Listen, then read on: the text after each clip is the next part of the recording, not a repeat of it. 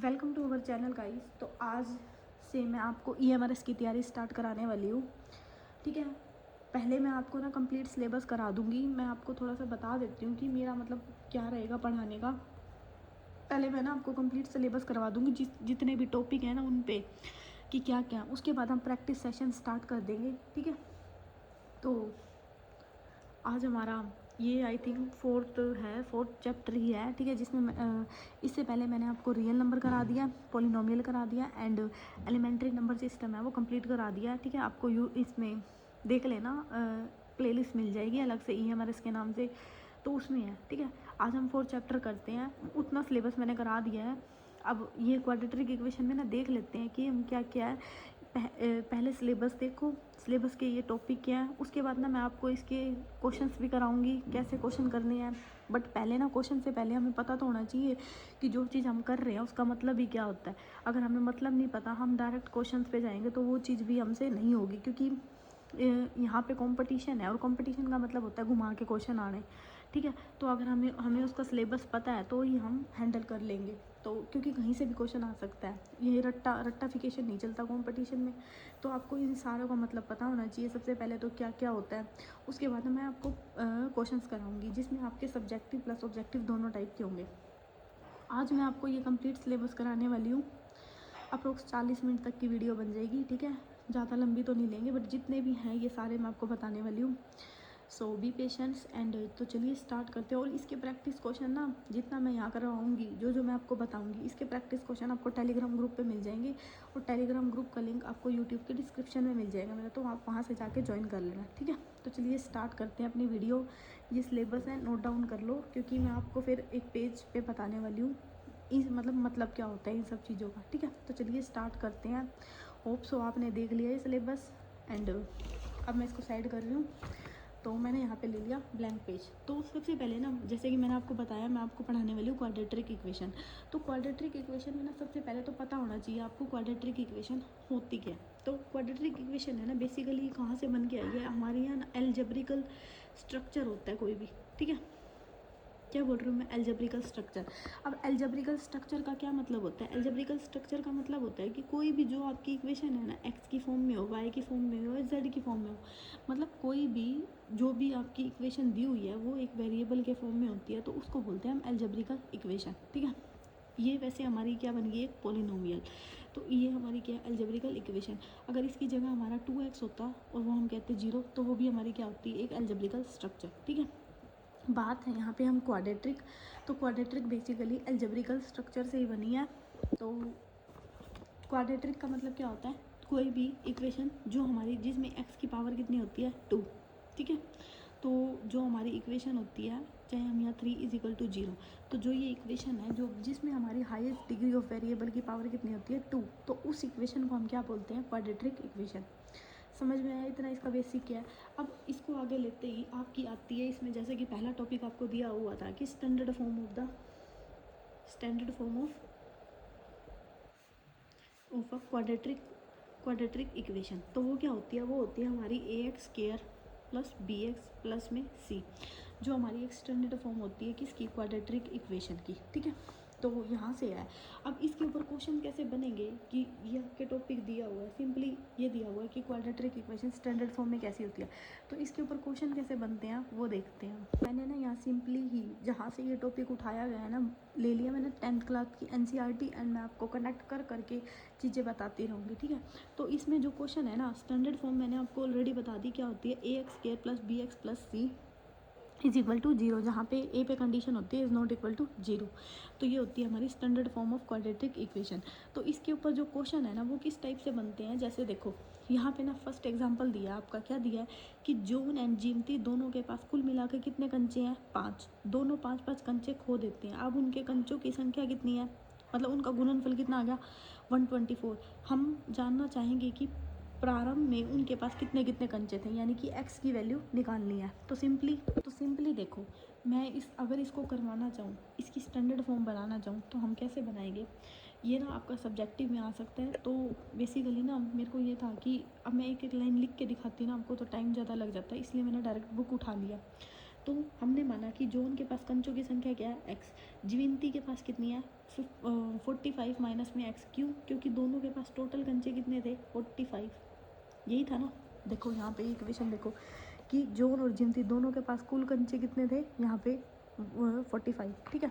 तो यहाँ पे बस इसी का यूज़ कर दिया कि एक के पास 45 है तो एक के पास x हो गए तो दूसरे के पास कितने हो गए 45 माइनस x, ठीक है। तो सिंपली यहाँ पे हमने एक इक्वेशन बना ली।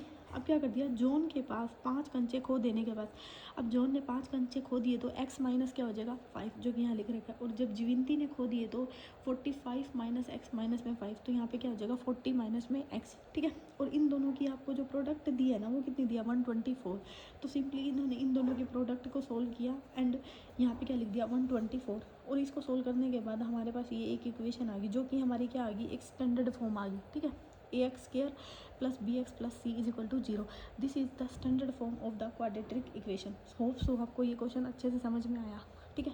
इसी के बेस पे ना आपका एक दूसरा क्वेश्चन दिया हुआ है, मैं चाहूँगी आप ये क्वेश्चन को खुद करो कि एक कुटिल उद्योग में एक दिन में कुल खिलौने निर्मित करता है, प्रत्येक खिलौनों का मूल्य कितना है 55 में से एक दिन निर्माण किए गए खिलौनों की संख्या घटाने से, ठीक है। ये देख लो पूरी इक्वेशन, घटाने से प्राप्त संख्या के बराबर किसी एक दिन कुल निर्माण लागत रुपये कितनी थी 750 रुपीज़, हम उस दिए गए निर्माण में खिलौनों की संख्या ज्ञात करना चाहेंगे। सिंपली इसमें भी क्या करना है, आपको एक स्टैंडर्ड फॉर्म ऑफ इक्वेशन बनानी है, ठीक है। जो इसमें नेक्स्ट क्वेश्चन दिया है ना आपका क्वाड्रेटिक इक्वेशन का, इसमें सिंपली ना आपको चेक करनी है कि कौन सी क्वाड्रेटिक इक्वेशन है या नहीं है। तो जब भी आपको इस टाइप का क्वेश्चन मिले ना कि सिंपली इक्वेशन को चेक करना है, तो आप ना इसको इस फॉर्म में कन्वर्ट कर दो, ax square plus bx plus c। अगर आपको इस फॉर्म में कोई भी क्वाड्रेटिक इक्वेशन दिख रही है ना तो वो हमारी क्या होगी, क्वाड्रेटिक होगी, अदरवाइज नहीं होगी, ठीक है। तो होप सो आप यहाँ पे आप कर लोगे इन क्वेश्चनों को भी, क्योंकि ये आसान ही है, बच्चों वाले क्वेश्चन है। बेसिकली मैं आपको बता रही हूँ कि इस टाइप से इसमें क्वेश्चंस भी आते हैं, ठीक है। तो नेक्स्ट आपका टॉपिक दिया हुआ था ना, वो दिया हुआ था आपका इसमें solution of quadratic equation by factorisation method. अब फैक्टराइजेशन मेथड का क्या मतलब होता है यहाँ पे कि क्वाड्रेटिक इक्वेशन को फैक्टराइजेशन से हम कैसे सोल्व करें। तो बेसिकली जो फैक्टराइजेशन का मेथड होता है ना वो आपका सिंपली क्या होता है, जैसे मैंने एक इक्वेशन लिखी 2x square minus 5x plus 3 is equal to 0, ठीक है। इसमें आपको क्या करना है, इसमें आपको ना सिंपली दो इनको क्या करनी है, प्रोडक्ट करनी है और इसके फैक्टर बनाने हैं। कैसे, जैसे 2x स्क्वायर माइनस में अब 6 बनाना है ना, x प्लस में x प्लस में 3।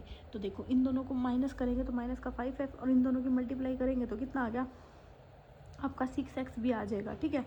तो यहाँ पे इसके फैक्टर क्या बन जाएंगे आपके 2x स्क्वायर और यहाँ पे माइनस में यहाँ से ना कॉमन ले लो, 2x कॉमन ले लो तो अंदर क्या बच जाएगा आपका, बाकी इसके फैक्टर ये बनेंगे।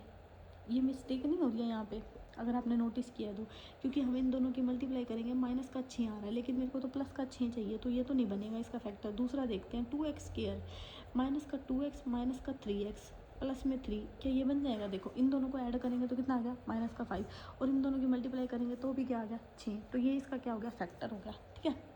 अब इन दोनों में से क्या करो 2x को कॉमन ले लो तो x माइनस 1, अब माइनस 3 कॉमन ले लो तो यहाँ क्या बच गया x माइनस 1, तो 2x minus 3 and x minus 1 and 2x is equal to 3, एक फैक्टर ये बन गया और एक क्या बन गया, यानी कि x की एक वैल्यू कितनी बन गई 3/2 और एक x की क्या वैल्यू बन गई 1। तो ये जो हम इस टाइप से निकालते हैं ना, इस चीज़ को बोलते हैं factorisation method of quadratic equation, ठीक है। होप सो आपको समझ आया। अब इसके क्वेश्चंस दिखाती हूँ आपको। सिंपली ना इसके ऊपर जो क्वेश्चन आते हैं ना फैक्टराइजेशन, यानी कि इसका फैक्टर के थ्रू इसका क्या निकालो, रूट निकालो, ठीक है। कहने का ये मतलब है ये हमारी फैक्टराइजेशन के ऊपर ही है। तो इसमें जैसे फर्स्ट क्वेश्चन दे दिया x स्क्वायर माइनस में 3x minus 10 is equal to 0, तो ऐसे ही 10 के कोई दो फैक्टर बनाओ कि मल्टीप्लाई करें तो 10 आ जाए एंड जोड़ें या घटाए तो कितना आ जाए 3 आ जाए। तो यहाँ से हमारा क्या निकल जाएगा 5 और 2। जैसे अगर मैं इस इक्वेशन को सोल्व करना चाहूँ, यहाँ पे लिखी हुई है x square minus 3x minus में 10 इज इक्वल टू 0, ठीक है। अब इसके मैं फैक्टर बनाना चाहूँ तो यहाँ x स्क्वायर, यहाँ पे आप माइनस 2x प्लस में क्या लिख सकते हो 5x, क्योंकि इन दोनों की मल्टीप्लाई करेंगे माइनस का 10 और इन दोनों में से घटाएंगे ये माइनस का होगा ये प्लस का होगा, ठीक है, माइनस का 10, ठीक है, इज इक्वल टू 0। सिंपली इसको सोल्व कर दो तो यहाँ पे क्या बच जाएगा, ये आपका क्या है प्लस है और ये माइनस है, तो x प्लस 2 x कॉमन लिया और दूसरे में क्या बच जाएगा x प्लस 2। तो इसके जो सिंपली फैक्टर है वो क्या निकल गए, x+2 और x-5 और x की वैल्यू कितनी आ गई -2 एंड +5। ठीक है, तो ये हो गया हमारे फैक्टराइजेशन मेथड। अब ये तो था आपका सिंपली कि सब्जेक्टिव में आपको किस टाइप से फैक्टर निकालने हैं। मैं थोड़ा सा ना आपको ऑब्जेक्टिव के लिए ना इसकी एक ट्रिक बताती हूँ क्या होती है क्वाड्रेटिक इक्वेशन को सोल्व करने के लिए। यहाँ तक आपको समझ में आ गया होप सो। तो जैसे देखो आपकी ना यही वाला क्वेश्चन ले लिया मैंने, मैं ट्रिक बता रही हूँ, ध्यान से देखना। एक मिनट, देखो मैंने ना जब भी मेरे को ऐसे क्वाड्रेटिक इक्वेशन निकालनी हो ना, सिंपली आपको क्या करना है कि यहाँ पे प्लस है ना तो पहला आएगा प्लस का, और दूसरा वाला ना इसको देख के चेंज होगा। अगर यहाँ पे प्लस है ना तो ही चेंज होगा, अगर माइनस है तो चेंज नहीं होगा। तो यहाँ पे क्या होगा माइनस। अब इन दोनों को जैसे मैंने 5 और 2 बोला था ना, तो सिंपली 5 जो भी बड़ा है ना उसके साथ पहला साइन आएगा प्लस वाला। ठीक है, मतलब प्लस वाला नहीं, मतलब जो बड़ा है ना यहाँ पे पहले वो आएगा और फिर छोटा आएगा। तो यही इसका क्या हो जाएगा आंसर। ठीक है, ऑब्जेक्टिव में अगर निकालना है, जैसे मैंने ऊपर वाला भी देखो ये थे ना, अब जब यहाँ माइनस है तो यहाँ क्या आएगा प्लस, और यहाँ प्लस है ना, यहाँ अगर प्लस है ना तो ही चेंज होगा, अगर यहाँ माइनस है ना तो चेंज नहीं होगा, बस इतना याद रखना। तो इसके दोनों रूट कैसे आएंगे प्लस, क्योंकि कई बार ना आपके क्वेश्चन दे दिए जाते हैं, पूछे जाते हैं कि रूट ऑफ द इक्वेशन बताओ कि दोनों पॉजिटिव है दोनों नेगेटिव हैं। तो सिंपली आपको इतना करने की ज़रूरत नहीं है, यहीं से देख के आप बता सकते हो कि दोनों प्लस के आएंगे या माइनस। ठीक है, अब अगर मान लो यहाँ पे दोनों जैसे प्लस के आ जाते हैं, यहाँ दोनों प्लस के होते हैं, तो इसके जो दोनों रूट है ना वो क्या आते हैं, क्योंकि ना पहले वाला तो चेंज होगा, अगर यहाँ प्लस है ना दूसरे वाला तभी चेंज होगा, अदरवाइज़ नहीं होगा। तो इसके दोनों रूट कैसे हो जाएंगे नेगेटिव। होप सो आपको ये समझ में आया। अब जो नेक्स्ट है ना आपका नेक्स्ट कंसेप्ट आपका क्या दिया हुआ है, आपका दिया हुआ है कि आपको ना कंप्लीटिंग द स्क्वायर बनाना है। मैं ये आपको क्यों बता रही हूँ सारी चीज़ें, क्योंकि ना ये आपके ऑब्जेक्टिव में सब्जेक्टिव पेपर में यूज़ होंगी। ठीक है, सो मैंने उसको ध्यान में रखते हुए ना सारा आपका मतलब बता रही हूँ, ताकि आप ऑब्जेक्टिव एंड सब्जेक्टिव दोनों को हैंडल कर सको, क्योंकि है ये आसान, सभी को आते हैं ऑलमोस्ट, लेकिन मैं आपको कंप्लीट 10th की और 9th की NCERT मिला के दे रही हूँ। ठीक है, सो होप सो आपको समझ में आ रही है। अब कंप्लीटिंग द स्क्वायर का मतलब क्या होता है, इसमें आपको क्या करना है, देखो सिंपली मैंने ना यहाँ पे एक इक्वेशन लिखी 2x - 5x + 3। इसको ना हम फैक्टराइजेशन से करें ना तो सिंपली हम जैसे मैंने यहाँ पे देखो फैक्टराइजेशन से मैंने यही इक्वेशन सोल्व किया और इसके फैक्टर निकाले हुए हैं। ठीक है, क्या निकाले हुए हैं 3/2 और 1। लेकिन यहाँ पे ना इसने अलग दी हुई है कंप्लीटिंग द स्क्वायर कि मतलब हमें पूर्ण वर्ग बनाने वाली विधि से सोल्व करना है। इसको अगर मैं हिंदी में बोलूँ तो हिंदी में इसका मतलब होता है पूर्ण वर्ग विधि। ठीक है, इस विधि से हमें सोल्व करना है। अब आपका सब्जेक्टिव पेपर है तो अगर ऊपर लिखी हुई है ना विधि, वो आपको देखनी पड़ेगी कौन सा मेथड यूज़ करना है, कि फैक्टराइजेशन दिया है वो, नहीं तो फिर कंप्लीटिंग द स्क्वायर का यूज़ करना है। तो कंप्लीटिंग द स्क्वायर मेथड में हम कैसे यूज़ करते हैं, हम यूज़ करते हैं जैसे देखो सबसे पहले ना एक्स के कोफिशिएंट को ना 1 बना दो।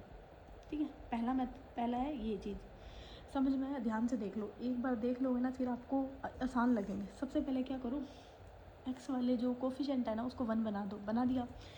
नेक्स्ट आपने क्या करना है x² - 5/2x + 3/2। जो ये मतलब ये है ना ये इक्वेशन बी, जैसे कि हमारी जो क्वाड्रेटिक इक्वेशन होती है ax² + bx + c, जो बी है ना उन दोनों का स्क्वायर एक बार तो ऐड कर दो और एक बार प्लस कर दो, क्योंकि देखो मैंने ऐड या सब्ट्रैक्ट करा तो कोई फ़र्क नहीं पड़ा, दोनों कट गए है ना, आंसर तो क्या है 0। बस सिंपली यही करना है आपको। अब उसके बाद देखो x² माइनस में 25/4 4, हाँ 25/4, आपने 25/4 नहीं, आपने यहाँ लेना 25/16, क्योंकि तभी तो 4 बनेगा, वो ऐसे तो बनेगा नहीं आपका 25/16। हाँ 25/16 से आपको मल्टीप्लाई करना है एंड 25/16 से आपको डिवाइड करना है, क्योंकि तभी वो 2 बनाएगा ना। तो यहाँ पे 25/16 ले लो, ले लिया इतना।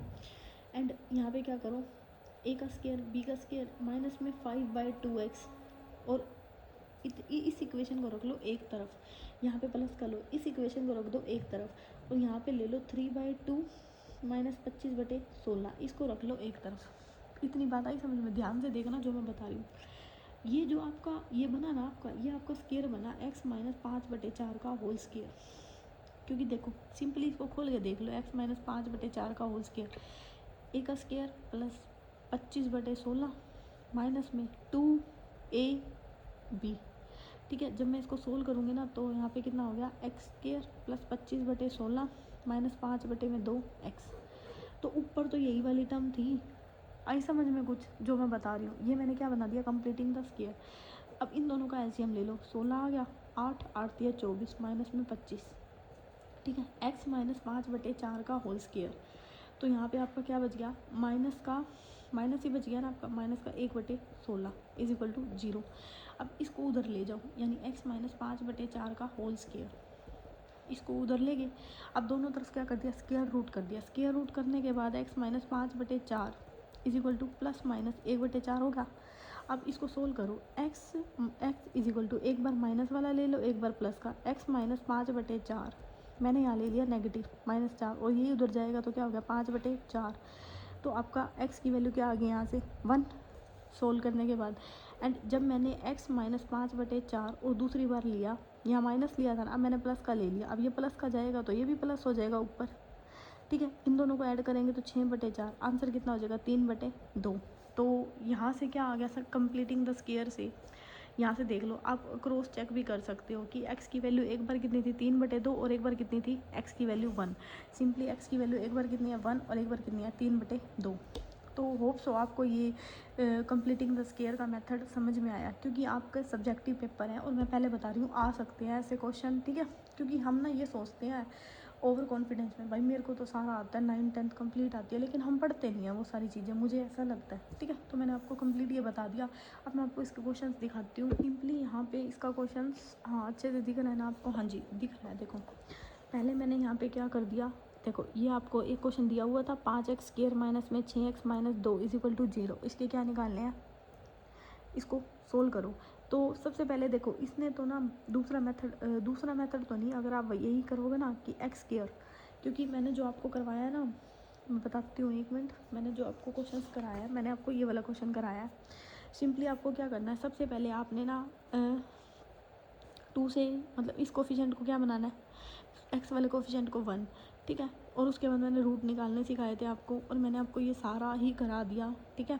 अब जो इसका सेकंड क्वेश्चन, अब सिंपली ना देखो इस क्वेश्चन में क्या किया हुआ है आपका, मैं आपको बताती हूँ कि आपको ना पूर्ण वर्ग विधि बनानी है, ठीक है। आप चाहो तो ना जो मैंने अभी आपको मेथड कराया है ना, आप उससे भी करोगे ना तो अभी आपका आंसर आ जाएगा।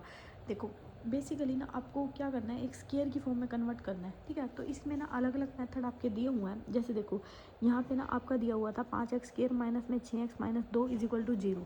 तो सिंपली इसने क्या कर दिया, 5 से गुना कर दिया। 5 से इस पूरी इक्वेशन को क्यों कर दिया, क्योंकि ना इस फॉर्म से अगर मैं कर रही हूँ ना तो ये बड़ी फॉर्म बन रही है आपकी, ठीक है, काफ़ी लंबा, इसलिए इसने क्या करना है। तो आपको ना यहाँ पे चीज़ें ध्यान में रखनी पड़ेगी कि कैसे इसको पूर्ण विधि बनाएं। बाकी इसके लिए ना मैं आपके और क्वेश्चन लेके आऊँगी और क्वेश्चन प्रैक्टिस कराऊँगी, ताकि आपको एक ही मेथड यूज़ करना पड़े अलग अलग, क्योंकि यहाँ पे इसने अलग मेथड यूज़ किया है, यहाँ पे इसने अलग मेथड यूज़ किया है, तो फिर आप कंफ्यूज हो जाओगे। या तो अभी के लिए ना इसको छोड़ दो, मैं पार्ट सेकंड लेके आती हूँ, फिर आपको मैं कराती हूँ ये अलग अलग से, क्यों मतलब इसी एक ही मेथड से करवाऊँगी, आपको सारे क्वेश्चन उसी से हो जाएंगे, ठीक है। अब नेक्स्ट में ना आपको क्या दिया है, आपको ना डिस्क्रिमिनेंट के ऊपर है आपका, ठीक है। नेक्स्ट जो टॉपिक मतलब इसी में है। तो बेसिकली डिस्क्रिमिनेंट क्या होता है, एंड क्वाड्रेटिक इक्वेशन मतलब एक होता है आपका डिस्क्रिमिनेंट का फॉर्मूला, उसको क्या बोलते हैं b² माइनस में 4ac। अब बेसिकली आपका यही होता है। लेकिन एक ना क्वाड्रेटिक इक्वेशन है, जब हमारी क्वाड्रेटिक इक्वेशन ना तो फैक्टराइजेशन से सोल्व होती, ना ही हमारी जो ये पूर्ण वर्ग विधि बना रहे हैं ना ही इससे सोल्व होती, तो इसके लिए ना एक फॉर्मूला होता है -b√b² माइनस में 4ac डिवाइडेड बाई 2a। जो ये 4ac होता है ना अंडर रूट, मतलब इसका जो अंदर वाला पार्ट होता है उसको बोलते हैं हम डिस्क्रिमिनेंट, ठीक है। बेसिकली इसकी वैल्यू क्या होती है, b² minus 4ac is equal to d, इसको ये शो करते हैं, ठीक है। इसके ऊपर आपके क्या होते हैं, अलग अलग टाइप से क्वेश्चन दिए होते हैं, क्या कि जब आपका डिस्क्रिमिनेंट ना ग्रेटर देन 0 होता है तो हमारे रूट क्या आते हैं, डिफरेंट रूट आते हैं, ठीक है। जब हमारा d इज इक्वल टू 0 होता है ना तो रूट्स हमारे क्या आते हैं, इक्वल होते हैं। आपका डिस्क्रिमिनेंट लेस देन 0 होता है ना तो यहाँ पे ना आपके कोई भी रूट नहीं आते, ठीक है, नो रियल रूट फाउंड। तो जो ये प्रॉपर्टी है ना, ये मोस्ट इंपॉर्टेंट प्रॉपर्टी है, क्योंकि ये HTET में भी आती है, CTET में भी आती है आपकी, तो होप सो इसमें भी आपको देखने को मिलेगी।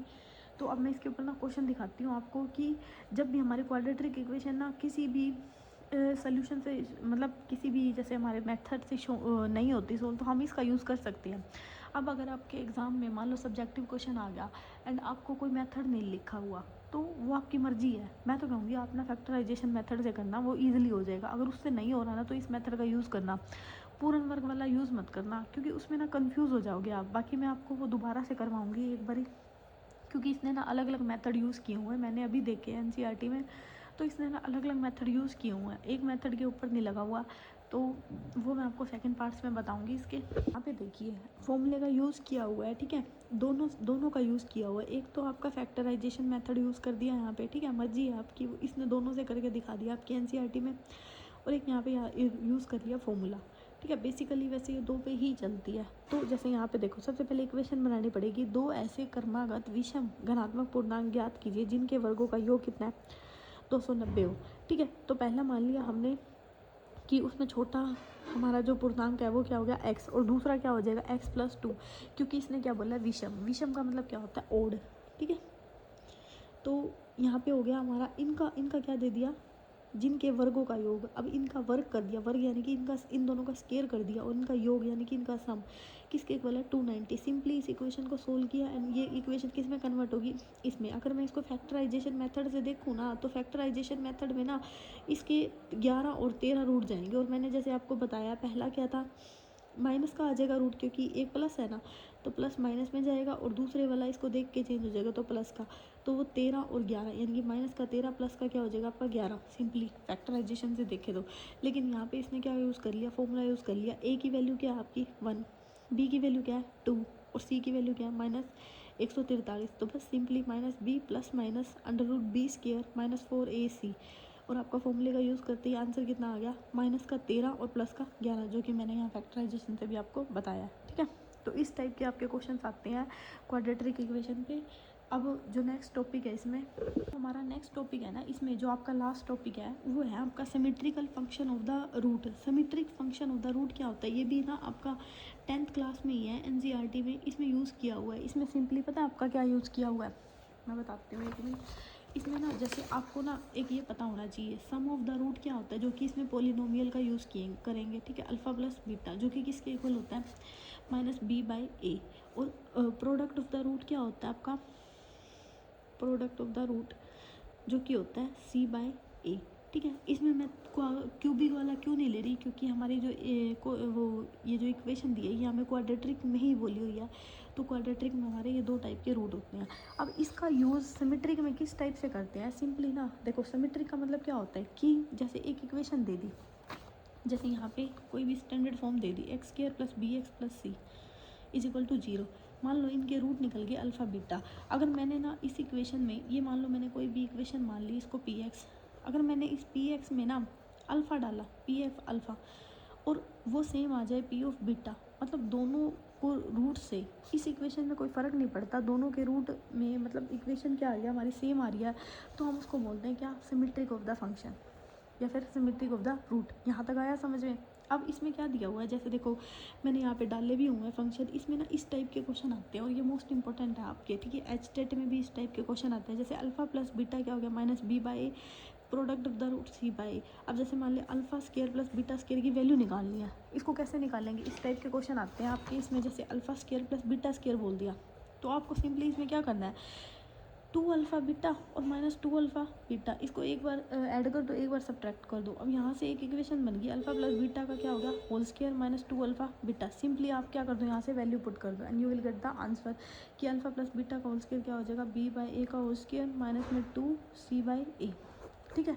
सो यहाँ पे आपकी क्वाड्रेटिक इक्वेशन कंप्लीट होती है। होप सो आपको सारे समझ में आए। सो अभी के लिए इतना ही, मिलते हैं कल। Thank you so much.